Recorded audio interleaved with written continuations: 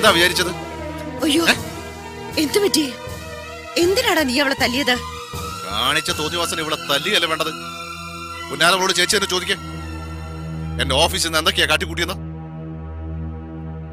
എന്താടി, എന്താ ഉണ്ടായത്?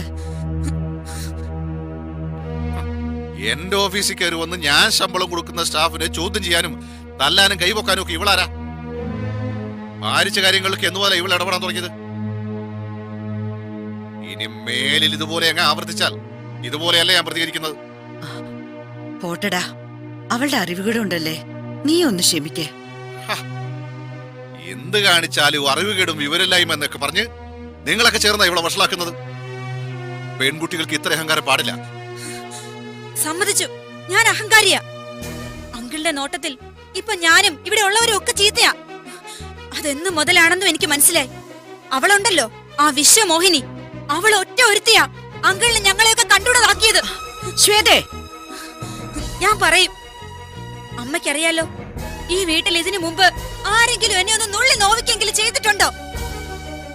ഗൗരിയേട്ടൻ എന്നെ തമാശയ്ക്കൊന്ന് കിഴക്കിയ പോലും വഴക്ക് പറയുന്ന ആളായിരുന്നു അങ്കിള്. ആ എന്നെയാ അങ്കിളിങ്ങനെ തല്ലി ചതച്ചത്.